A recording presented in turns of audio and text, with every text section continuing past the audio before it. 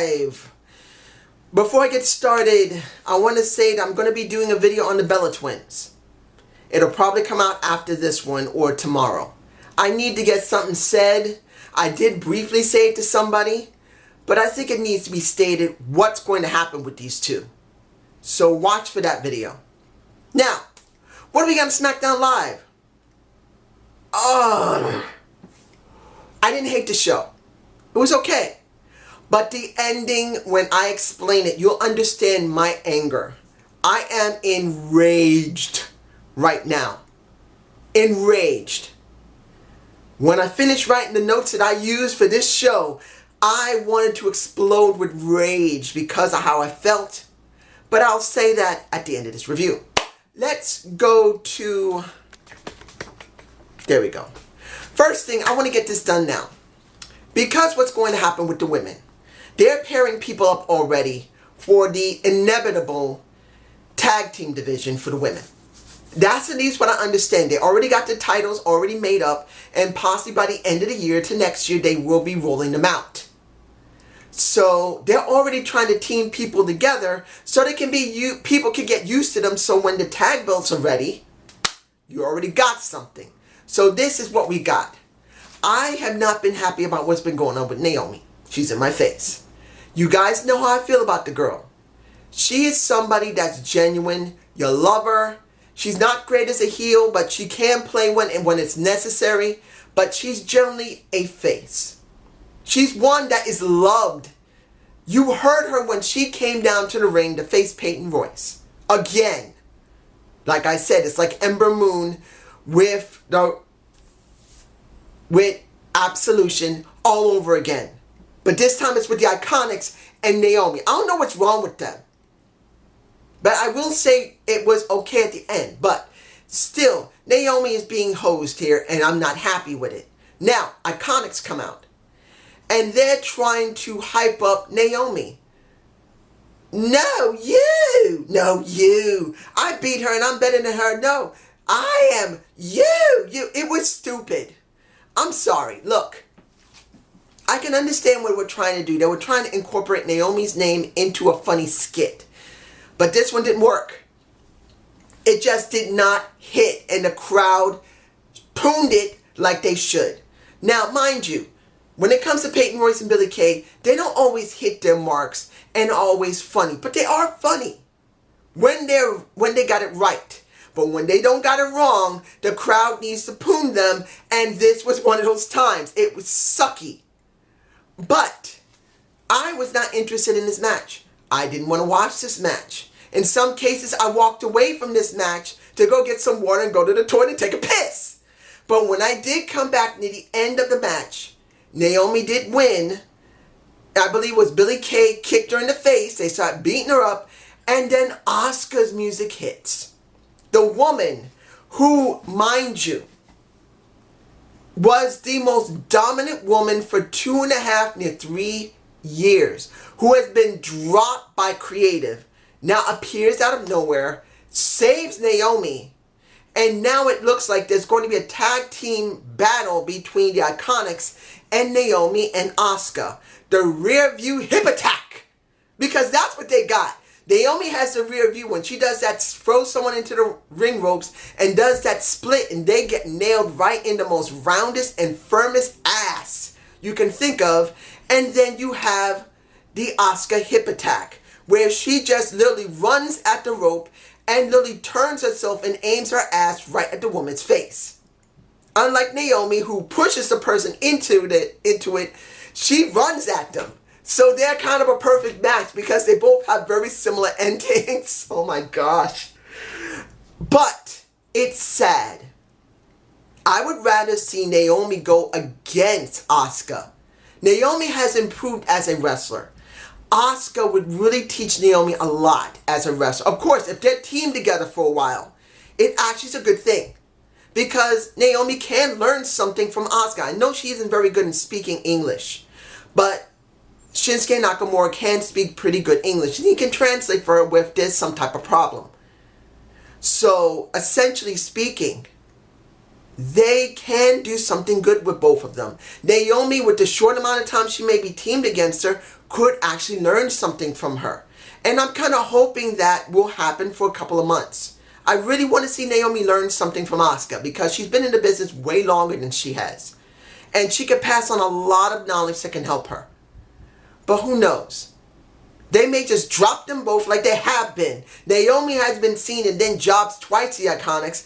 And then Asuka, who pretty much had the best streak in a while, loses to the Charlotte and had been on a downward spiral ever since. Now, since I did talk about them, Charlotte versus Becky Lynch. Now, you know how I feel about Charlotte. She's not one of the most strongest on the mic. She just isn't. But I will say this. I think this was the most natural talk that she's done in all of the promo segments that she did. At least the first two, within the first minute or two, that was the most, what can I say? That was the most organic she's ever been. After that, she went back to the way she was. Bad on the mic. But the first minute and a half to almost 2 minutes, she was organically speaking calm, clear, and actually interesting. Enough that you can think and see, oh, this is her friend. She's actually pissed off about this. Congratulations. You did something nice for about 1.5 minutes to 2 minutes, Charlotte. And then Becky took over and completely wiped her out. Becky owned that. The only problem I saw with Becky, and then Charlotte did the same thing. When they were talking, I'm gonna get you this. That is a problem I think wrestlers pretty much have when they have to do long talking segments. They don't want to just break it. They want to be able to talk and make it long. But a lot of times you can't do that. You need to talk and still be able to talk shallow. They don't understand. This is what other older wrestlers have learned. And I've begun to learn it myself. As you can see, I'm still talking. But I'm talking in a way that I don't have to gasp air every few seconds. I've learned as time goes on doing these video reviews to be able to breathe shallow but still taking enough air that I can breathe, don't have to suck it in, but still sound understandable, very close, very, very, very clear. This is something neither one of them has learned.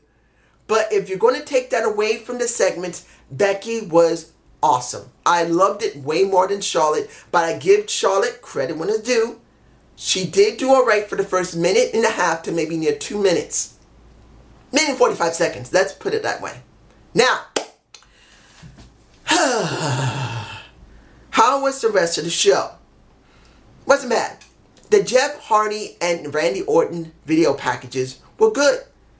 But here's still the problem I see.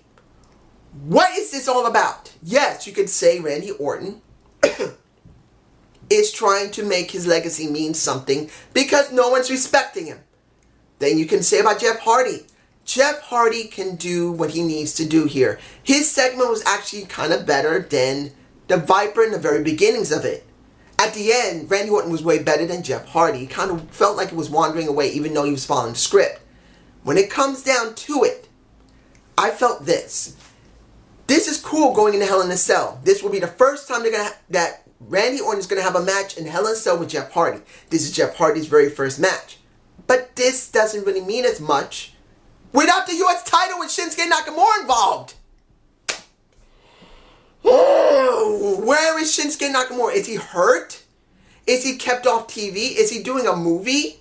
Did he ask for some time off? I don't know. You guys can say below. Go wild. I don't care. But we needed the title for this situation to really make it special. And there's no title. And it's stupid. But still, mind you, the story Randy Orton is saying is good. The story that Jeff Hardy is saying is pretty damn good. But it needs something more. It needs a freaking title with Shinsuke Nakamura involved. He's not involved at all. He's just gone. And it really hurts this product. It hurts this storyline, which is a product from WWE. If I was in the room with the creative team, and even Road Dogg, I don't care that he's taller than me. I'm like 5'8.5", maybe 5'8". Road Dogg's about here. You can see the difference. I'll get on a freaking chair, smack him in the face and say, you stupid bitch. Can't you write? That's if he's writing. That's if he's writing. It's somebody else who is going to make the title important later. I won't smack him. But if he is, I don't care if it's Ryan Ward or whoever anybody likes. I will walk up to them and smack. That's how I should have did smack like that. Oh. But anyway, that just pissed me off. Now, triple threat. Usos versus Sanity versus Rusev Day. With Aiden English in my face. I knew, and he's gone now.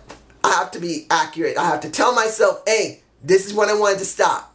But when it came down to it, there was no point in letting Sanity happen because they don't give a damn about them and it's dumb. And I gotta say, Killian Dane, if I'm right about his name, he used to look like a Celtic warrior, a real one, from Belfast. Now he looks like one of the children that came from either the hurricane, no, not hurricane, what was the guy's name? Typhoon. He basically is Typhoon's son. It just, he did not need to wear those clothes. He should have stayed as he was, as the Belfast Brawler. Or the Monster, whatever. But Sanity means nothing. Then you talk about the Usos, which the Usos need to stay away from New Day for a while long. We have seen them so many times, even though they make great matches. They got some of the best chemistry, to be honest. And I love the Usos. They need to go off of Raw, off the SmackDown, and go to Raw. They need to stay off of SmackDown for a while. I know they won't be treated right on from SmackDown to Raw. They won't. But you need to separate the New Day from the Usos.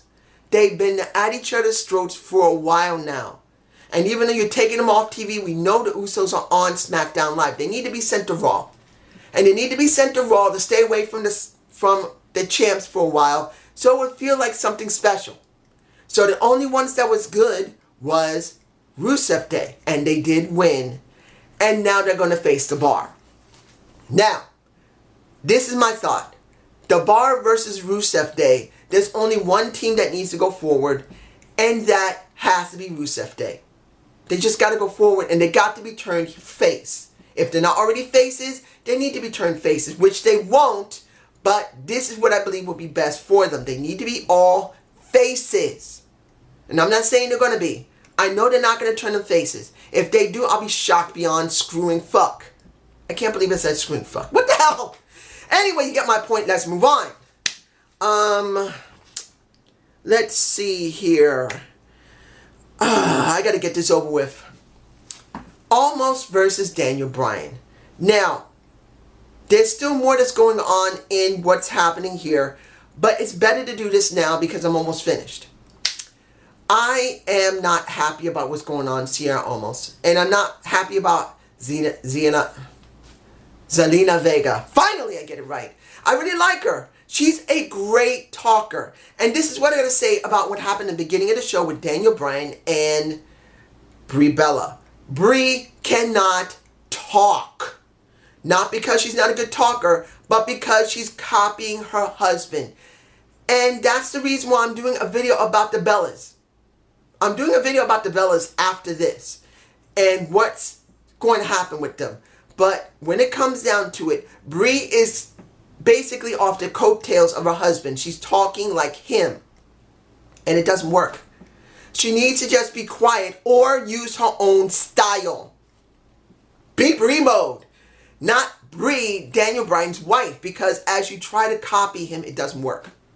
So Zelina Vega, she needs to be the only talker between her and Almost. Because Almost cannot talk. Either he's doing that on purpose or legitimately his English is bad.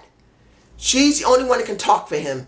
As Daniel Bryan's the only one that can talk for her. It just works that way. Match. If a few things have scrolled by, I'm surprised I have any. Because this is an exact repeat of the last time they met with each other. But the difference is finally there was a winner and it was Daniel Bryan. This did not help Sierra Almost. It didn't help Almost. Zero, it helped him. Now, when it comes to, how how can I say this when it comes to Joe? I love him, but I am confused. What the hell was that mark on his left side of his head? He was bleeding from there. Was that old or was that new? Was he just like when it came to Goldberg, when he came out bleeding? It's like he cut himself. Anyway, that segment was awesome. Pretty much talking to Wendy and talking to AJ's daughter. I did my job as I promised. Your father was home. He had a chance to be with you. Your husband was home. He had a chance to be with you. And after this, in Hell in a Cell, this bad man is going to take the title and he will be with you as much as you want. And AJ came out and beat the ass of Samoa Joe. And Paige tried to break it up, which she finally did. AJ walked away. This is the AJ that should have happened in the previous fights they had. He shouldn't have been so controlling. He should have just went crazy, caused a mess, and then DQ'd the match because he didn't give a damn. That's the way it should have been. So going into Hell in a Cell, if it's actually going to be a Hell in a Cell match, which I don't think it will be, AJ is, if he keep like this, is just out of his mind. So I'm alright with it. Finally, the end of the show where two jobbers were owned or screwed or whatever. I don't even know what to call this. Almas and Vega jobbed so badly, or jobbers, Vega and Almas. Damn it. Maybe I'll use it. I don't even know. Look, RTruth has been searching for Carmella for months to actually face her in a match. But with Ty Dillon at his side, first he bought it Maurice and he bought it Miz. Then he pissed them off enough to get a match. Then he went to Carmella and asked her to be at his side because of Maurice, and said that Maurice called her Staten Island trash, which pissed her off. And then they had this match. And I got to say this. Ty asked him, what the hell are you doing? He says, my son, I'm going to teach you. And he says, what? How to get into the main event when you normally are not. And then Ty saw the method to RTruth's madness. This is one of the first times in a long while that we saw RTruth act like RTruth. Sneaky and to the point. I want what I want. I'm going to trick everybody into it like he used to do. Jimmy! We're going to get him, Jimmy! We're going to get him, Jimmy! That I enjoyed. So that segment he had with Ty was effective and it was important to see for RTruth. And when the match came on, the crowd was cheering for RTruth. Why in the blue hell doesn't the WWE do something with him? I don't care if you make him a face and do what he does. I don't care if you make him like he was in 2011 as a heel. I want to see RTruth do something because he's entertaining enough to get the crowd interested. The crowd was cheering for a guy you haven't seen much of in maybe 2 years. Maybe once in a while you see RTruth sporadically, once every 3 or 4 months sometimes. And he's still over enough to be cheered. So, guess what? Someone who got cheered so much won his match. Yeah, but then it didn't mean a damn thing because it was a plot device for Brie and a plot device for Daniel Bryan to go into the ring and try and beat the crap out of them. But guess what? Once that happens, they managed to get away because Almas and Vega saved them. And what did they get for their trouble? 2 yes locks. They're in my face. What the fuck? Almas was one of the most dominant people in NXT. Breathe. And he has become not only a jobber, a insignificant jobber. And if anyone says, no, he's not a jobber, look who he's working with. You don't get it. When have you seen him do anything other than job? Job in the end. He has done nothing on the main roster. This is a joke. Almost is a joke. Zelina Vega, I finally got it right because I'm angry. You see, when I get angry, I get things right. Vega is a joke. Almost is a joke. And it pissed me off, and this is a joke. Was the show alright? It was good. You can watch it. But in the end, if you care about Almas and Vega, you should be angry. But this is my point of view. I'm still angry. Have a good day. Have a good night. Watch my Bella video.